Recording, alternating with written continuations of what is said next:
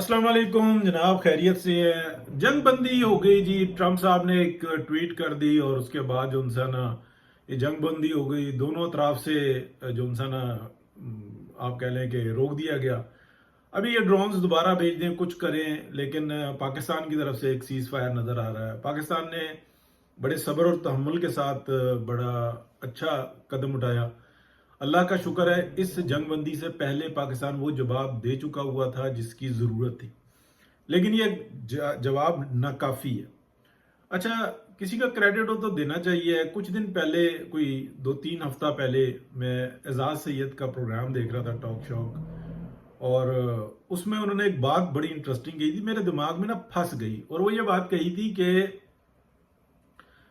अगर कॉन्फ्लिक्ट हुआ इंडिया और पाकिस्तान के दरमियान और पाकिस्तान का पल्ला भारी हुआ तो सारी दुनिया आ जाएगी कि हटो हटो बचो, छोड़ो, ये क्या कर रहे हो, और उसको कूल कर दिया जाएगा। लेकिन अगर इंडिया का पल्ला भारी हुआ तो बिल्कुल खामोश बैठे रहेंगे और तमाशाई बने रहेंगे, बल्कि इंडिया को इंटरनली सपोर्ट भी करेंगे।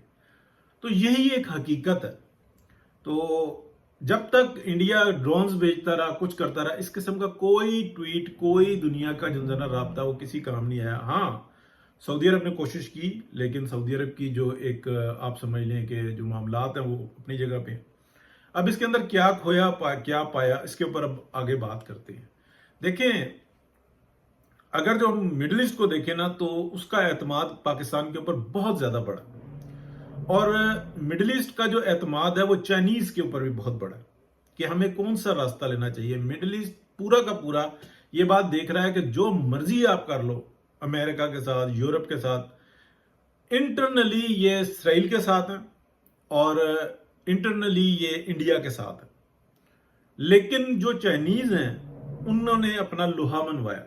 अब वो जो एक मामला था ना कि चाइनीज माल, वो नहीं, वो एक नंबर पे चला गया। तो सस्ता भी है, बेहतरीन है। बहुत शुक्रिया।